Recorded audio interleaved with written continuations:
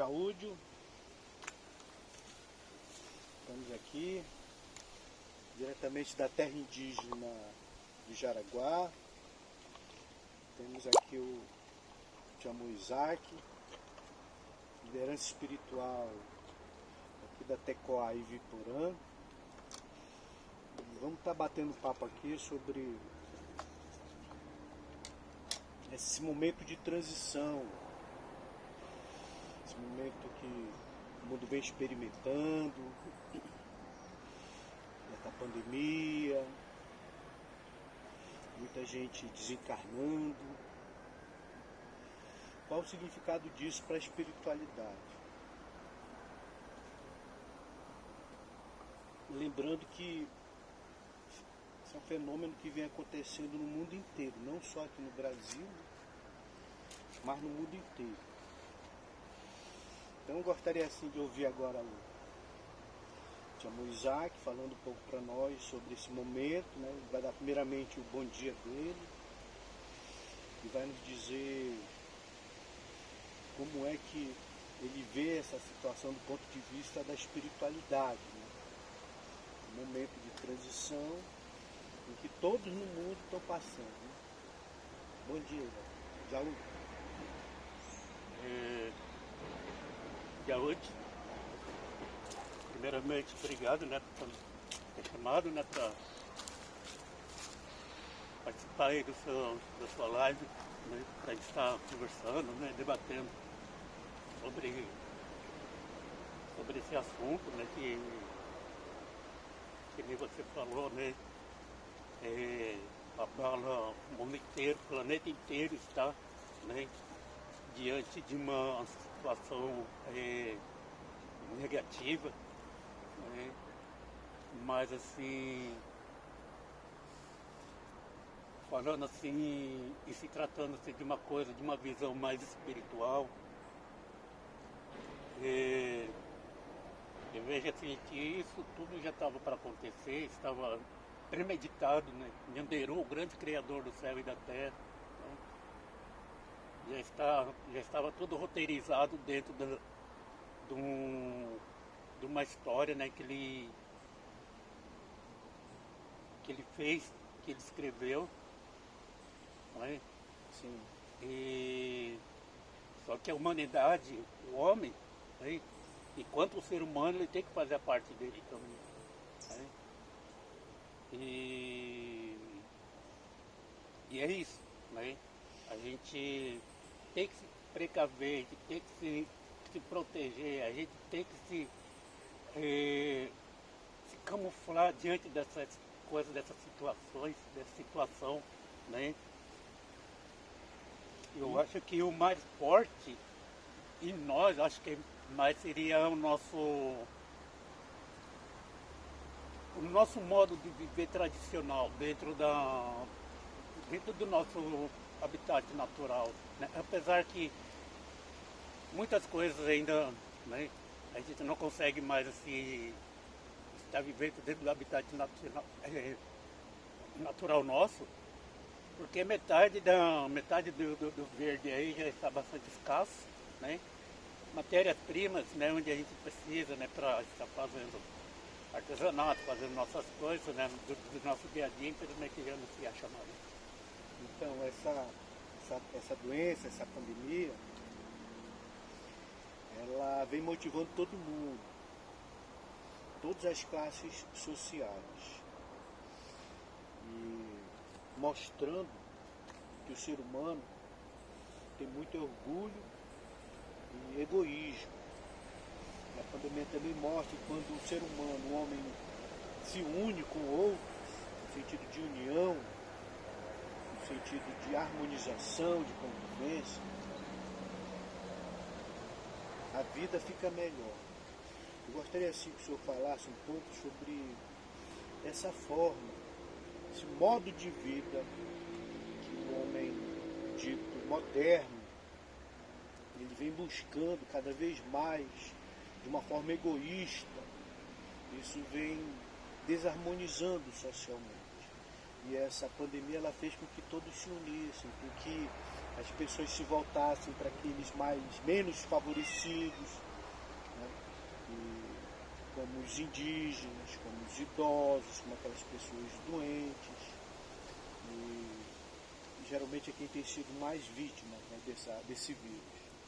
Gostaria que o senhor falasse um pouco sobre a importância da união, da comunhão, da harmonia, nesse processo de viver bem.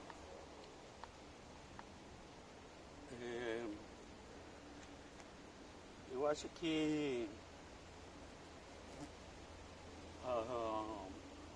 essa pandemia, ela, além de trazer essa união, né, essa harmonização entre as pessoas, né, é uma coisa assim que, do meu ponto de vista, é uma coisa mentirosa, né? Ela não é verdadeira. Porque eles chegaram nesse ponto, porque eles cultivaram dentro deles o medo, né? O medo de morrer, por exemplo. Né? E eles que se isolam dentro da sua casa, não sei o que, sabe? Se priva disso, se priva daquilo, não faz mais isso, não faz mais aquilo. Né? Porque ele tem medo, né? Ele tem medo da morte. Mas ele tem que estar ciente, né? Claro, todos nós, né? Vamos morrer um dia, não sabemos o dia, né?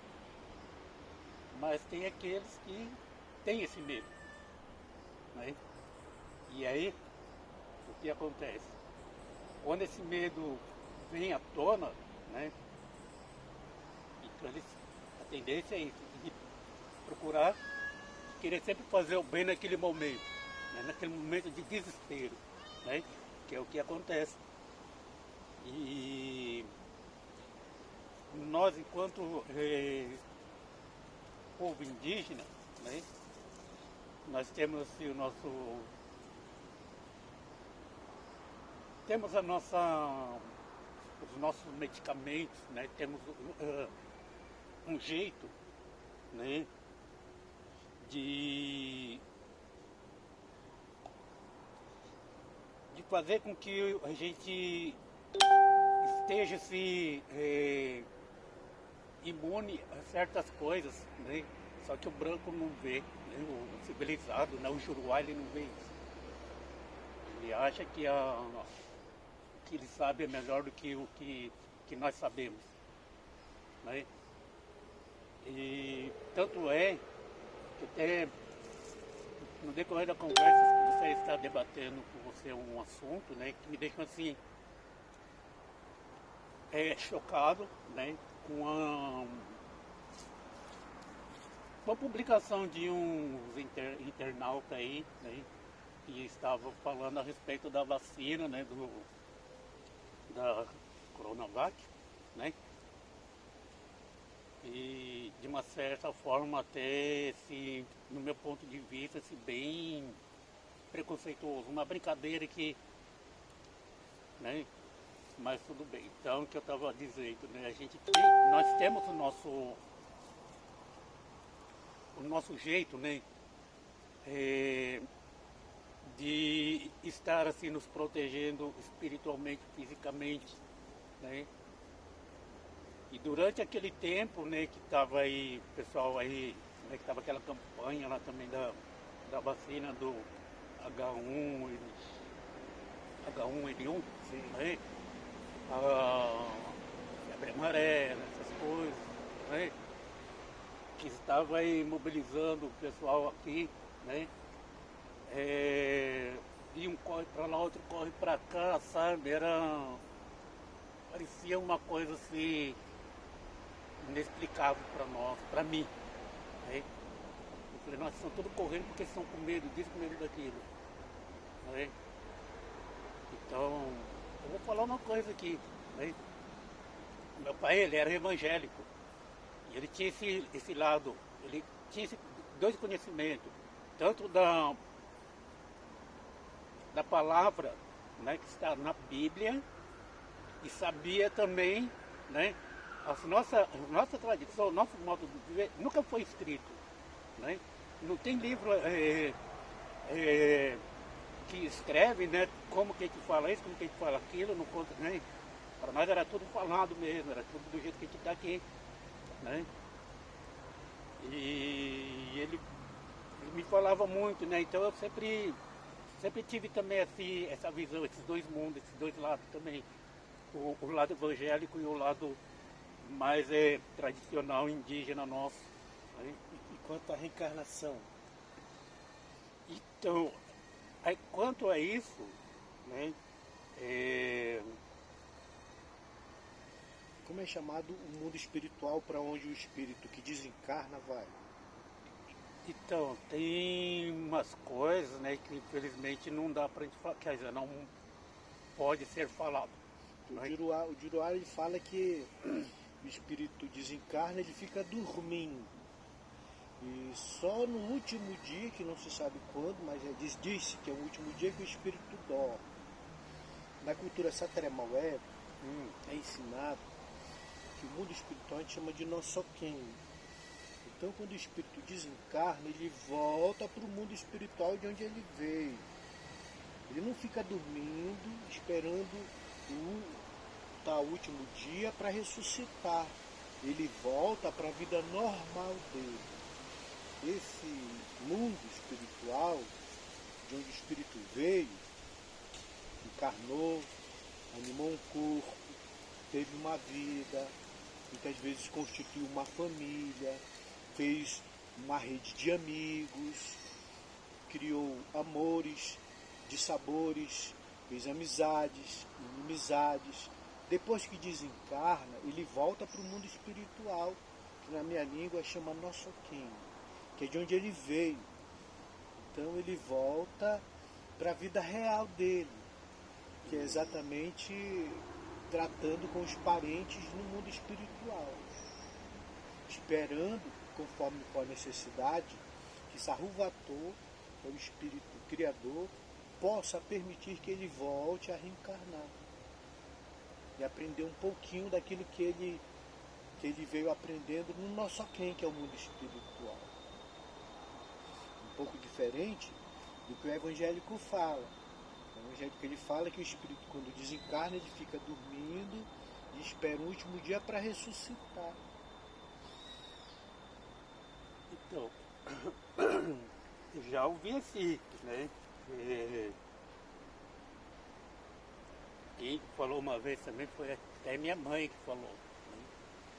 Quando a gente morre, né? Então a gente dormiu dentro de uma outra vida, né?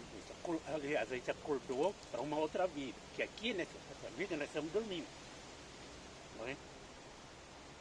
Quando a gente acorda, é nesse momento que aqui a gente morreu, né? E ela falava assim, que quando a gente passa para esse outro lado, para essa outra dimensão, para esse outro plano, então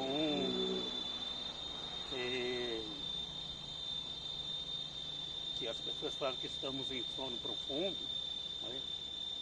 A gente está ali no mundo, num lugar estranho que a gente nunca foi, né? E a gente não tem como fazer um retorno para cá. A gente não volta para cá, a gente está lá. Né? Lá nesse outro mundo, a gente vai dormir de novo, que seria onde vai ser que o evangélico fala que seria o juízo final. Né? E daí sim, seria aquela vida eterna, acordar eternamente, né? Dependendo do que, né? Do que fez aqui, se cultivou coisas boas, vai colher coisas boas lá na frente. Se ele cultivou coisas ruins, ele vai colher coisas ruins lá na frente. Né? Então, o mundo, essa visão do evangelho, eles afirmam esse mito porque eles não consideram que o espírito que desencarnou não morreu. Eles acreditam que o espírito que desencarnou, como você acabou de falar, está dormindo. Mas esse espírito que desencarnou, ele só se libertou. E ele vem e nos fala como é o mundo espiritual. Na própria Bíblia existem vários momentos em que o espírito desencarnado fala como é no mundo espiritual. Um deles é citado lá na carta, no Evangelho de Levi, né, que ficou conhecido como Mateus, quando ele cita o episódio de Lázaro. Né, ele fala, não Lázaro aquele que ficou 4 dias morto, mas Lázaro aquele que era pobre, se alimentava com os cachorros, se alimentava das sobras da mesa de um rico. E aconteceu que ambos desencarnaram. Ora, o Lázaro, ele ficou, como ele teve uma vida de pobre, no mundo espiritual, ele começou a ter benesses. Já o rico, como ele teve uma vida de riqueza, quando ele desencarnou, ele passou a ter restrição, ele passou a sofrer. E então ele perguntou, esse espírito desse rico, perguntou do pai Abraão se ele poderia voltar e avisar os parentes que estavam encarnados de como é a vida espiritual. Que a vida espiritual não é desse jeito, como fala. A vida espiritual ela é viva. Quando o espírito desencarna é que ele começa a viver, ele não fica dormindo. Aí o pai Abraão respondeu, está lá em Mateus esse texto, que não ia adiantar ele voltar, porque as pessoas só acreditam naquilo que elas querem acreditar. Muitos acreditam que quando o espírito desencarna, ele vai ficar dormindo. Então, por mais que venha um espírito já desencarnado nos comunicar como é a vida no mundo espiritual, a pessoa que não quiser acreditar, ela não vai acreditar. Aí por isso que o que é a vida espiritual, independentemente de quem acredita ou de quem não acredita, ela é só de um jeito. E já houve comunicação de espíritos mesmo, que habitam o nosso aquém, nos dizendo que muitos irmãos, tipo evangélicos, ao desencarnarem, estavam esperando o paraíso. Não morri. Que é o que acontece, por exemplo, com a pessoa que se mata, né? A pessoa que se mata, ela pensa que ela vai acabar, porque na igreja é ensinado que a pessoa morre, fica dormindo. Então ela está cansada de sofrer, está cansada de sentir dor. Então ela quer se matar para que ela fique dormindo. Isso. Acontece que a pessoa não morre. E essa realidade do mundo espiritual, ela é trazida pelos nossos próprios parentes que fizeram a passagem para o mundo espiritual. Então, resta-nos saber de que forma a gente pode aproveitar esse conhecimento da realidade do mundo espiritual para melhorar a nossa vida. Então, como eu estava falando, né? Muitas coisas, né? As pessoas só fazem, né, na hora do medo, né? Na hora do sofrimento maior, assim, eles, né, sempre correm para fazer alguma coisa, né, que possa estar para, tipo assim, se ele fez uma coisa ruim, ele tem que fazer uma coisa boa, né, para pagar aquilo, né, que ele fez de ruim, né? Então, assim, quando a gente morre, né? Até vou falar uma coisa engraçada, né, que aconteceu uma vez. Uma tia minha, né? Lá da aldeia do Tenondé, né? Infelizmente ela já faleceu também, né? Ela não. O que aconteceu? Eles estavam com uma visita na aldeia.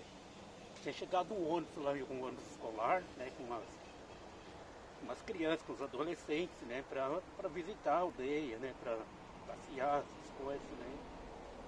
E tava lá aquela turminha fazendo aquela série de perguntas, né? Isso, aquilo, não sei o quê, né?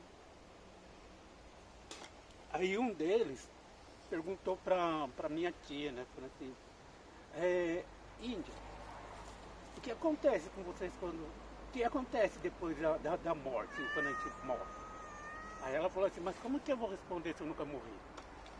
Aí, então assim, tem uma teoria, né, claro, né, nada confirmado ainda, né, mas assim, a gente, né, quando a gente morre, às vezes quando o nosso espírito ele não, quando ele não se desligou do corpo e ele não aceita, ele está assim ele está fazendo a passagem ainda, ele não quer, aí ele viu que ele saiu desse mundo, né? Então ele vai fazer o quê? Ele vai querer se apossar de um corpo, né? Ou de um animal, né? É daí que eles falam que tem aquela coisa do deportar. O que é o deportar? O deportar para nós, né? É uma coisa assim que... Só que isso tem muito a ver também com a nossa religiosidade, né? Tem aqueles que acreditam, tem aqueles que não acreditam, né? A nossa Opã também, né? A nossa Opã, ela está sempre vazia, né? Assim, nas aldeias, né? Se você chegasse hoje, né? Você chega assim, tem um grupo de adolescentes assim, brincando, jogando bola num lugar lá. Você fala assim, ó, vamos lá no Alpan, que hoje vai ter, né? Vai ter uma reunião, vai ter uma conversa, não sei o quê.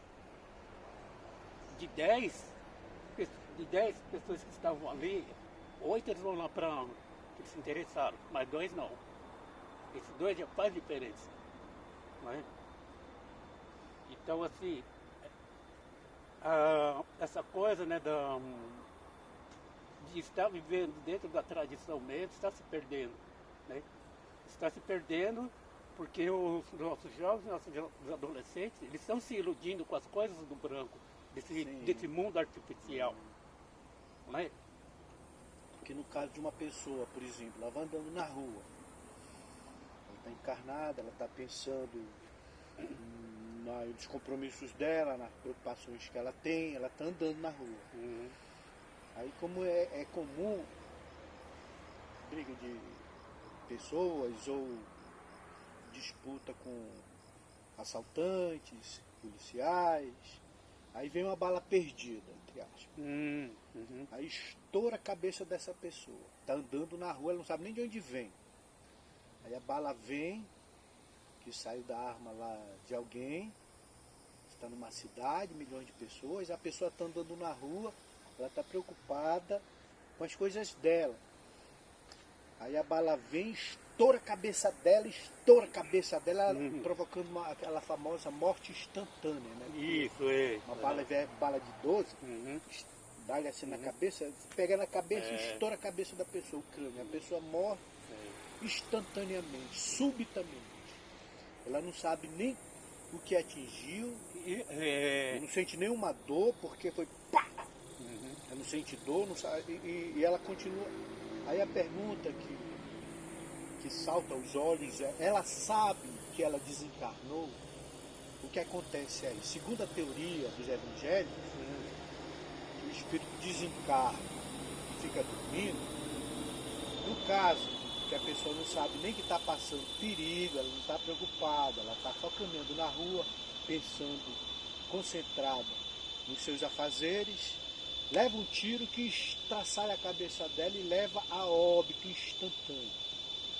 No caso, esse espírito, ele sabe que ele morreu, ele não sabe nem que morreu, né? Como é que ele fica? Ele é levado para dormir, forçosamente, conforme falam os evangélicos, ou ele continua caminhando na rua, né? Não sabe nem que o corpo dele já ficou lá para trás e continua embora.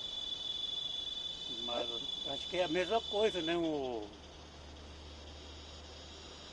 Por exemplo, um acidente, né? Uma coisa assim, aquela morte brusca, sabe? Aquela coisa assim. Pessoa que dorme aí durante o sono o avião caiu, Isso, então, estava dormindo, não a sabe? embarcação afundou, Uhum. a casa caiu, houve uma explosão, a pessoa nem soube também. A pessoa estava dormindo no carro. Aí como é que fica essa pessoa? Ela fica dormindo, depois ela vai acordar, ela acorda onde? Ou ela toma conhecimento de que ela houve o desencarne. Então, eu ia falar, né? A gente. Eu acho que o processo para esse o desligamento, né, do corpo e espírito, nessa situação, eu creio sim que, né, já ouvi outras pessoas falando também, né? é, Quando o corpo, né, já não tem mais assim, é, sinal de vida nenhum, né? O coração parou, né? O cérebro parou, né? Não funciona mais. Né? Aí onde o médico às vezes ele chega e fala assim, ó, morte cerebral. Né? Ah, o coração parou, né? Porque o coração parou, mas a mente está funcionando. Né? Então nessa situação aí que você estava falando, né? Eu creio assim, né? Se a pessoa ela está andando, acho que ela para ali, o espírito parou ali, ficou ali, né? Até ela ter né, uma ordem superior daquele mundo que ela está, né? Para que ela possa, de uma forma ela é, vai ser avisada, vai ser conectada com alguma coisa, vai ser chegada ali, né? O que aconteceu com ela. O corpo fica ali, né? Mas quanto ao espírito, né? Ele vai sair dali depois, né? Porque para nós acreditamos sim, né? Que eu estava falando, né? Que a gente está dormindo, né? E a gente vai acordar, né? Vai acordar assim, quando a gente morrer que a gente vai acordar, né? Aí depois no juízo final a gente vai dormir de novo, né? Você acredita nesse juízo final que é pregado pelos evangelhos? Ou tem um sentido figurado que os pastores... Eu não vejo muito assim pelo lado evangélico, né? Porque não é se... Né? Pode ser que a gente tenha assim, uma semelhança, né, nas teorias, né? Porque meu pai, que nem eu falei, meu pai era evangélico, tudo, né? Então, respeito assim eh, as teorias, né, dos cristãos, sabe?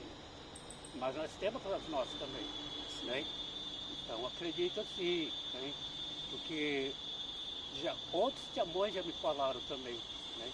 De que o último sono nosso vai ser esse daí, do juízo final, né? Que vai ser onde a gente vai acordar e vai viver eternamente, né? Dentro daquilo, né? De acordo com o que a gente fez aqui, nesse plano que nós estamos. Então, segundo os costumes Satremaué, o nosso quem na língua é o mundo espiritual. O mundo espiritual ele não cessa. E as teorias que vigem, que aqui no mundo material, no mundo carnal, elas não sobressaem, não sobrevivem ao mundo espiritual. Que uma pessoa, um espírito encarnado, que está vivendo as ideias que ele tem enquanto ele está encarnado, quando ele desencarna, as mais das vezes muda, porque a realidade do mundo espiritual é outra. E você acaba descobrindo, por comunicação dos espíritos que estão do outro lado, que primeiro, a vida é eterna. O espírito criado por Deus, foi criado para viver eternamente. Mas como todas as coisas criadas por Saruvatu tendem à perfeição, então leva tempo. E o espírito humano leva tempo também, até chegar a uma perfeição. Durante esse processo, ele encarna, devido às necessidades de evolução. Então ele vai encarnando para ele aprender a conviver com seus semelhantes. E desencarna porque é uma consequência natural da encarnação. E nós gostaríamos assim, de estar recebendo agora essa mensagem daquelas pessoas que têm alguma pergunta para fazer aqui para o Tiamu Isaac, e que nós possamos assim, numa próxima reunião, estar desenvolvendo. Deixe nos comentários as perguntas que você gostaria de fazer, aquelas coisas que você não entendeu, e na nossa próxima live a gente vai poder estar respondendo. Eu quero assim estar agradecendo ao Tiamu Isaac, gostaria assim que ele falasse agora umas derradeiras palavras e convidando a todos que estão nos assistindo para participarem desse debate, né? O que você acha assim dessa oportunidade que nós temos de viver? Eu gostaria que você encerrasse sua fala falando dessa oportunidade que todos temos quando acordamos, respiramos, temos um dia pela frente, oportunidade que nós temos de estar aprendendo, de estar se melhorando, de estar agradecendo a Deus. E muitas vezes nós utilizamos essa liberdade de forma errada, seja odiando, seja praticando mal para as pessoas, seja enganando, seja mentindo, seja trapaceando. Então eu gostaria assim que você falasse dessa oportunidade, né, que a gente tem, quando Saruvatu, que é o Espírito Criador, na língua guarani é Manderipupã, nosso Pai Deus, né? Deus nosso Pai, tá? Qual a nossa atitude que a gente deve ter quando a gente acorda para mais um dia? Então, assim,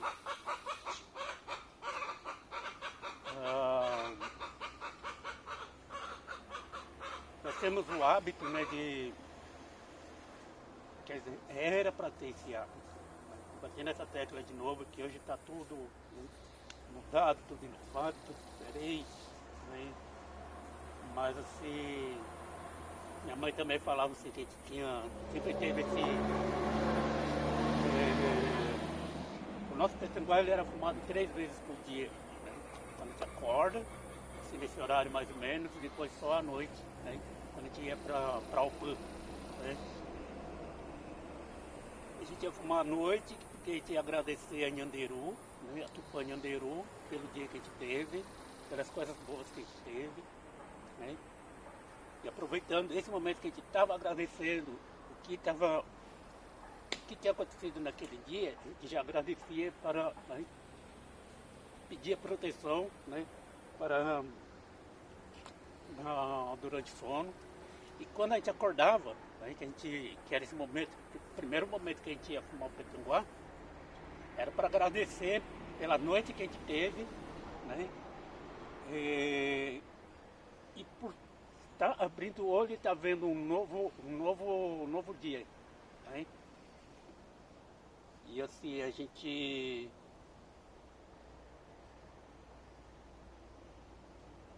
ela falava assim, que a gente nunca deveria, né, que a gente nunca deve esquecer né, de Nhanderu, porque Nhanderu ele está em todo lugar, né, em todo lugar mesmo, né. A árvore, por exemplo, quando começa a ventar, assim, quem está fazendo ventar não é eu, não é você, não é os cientistas, né, que está fazendo a árvore balançar, né. Quando chove, não é os cientistas também que estão fazendo chover, não é eu que estou fazendo chover, não é você que está fazendo chover. Nós fazemos os nossos pedidos, né, que seria, né, já falando do evangélico, né, então ele vai fazer o quê?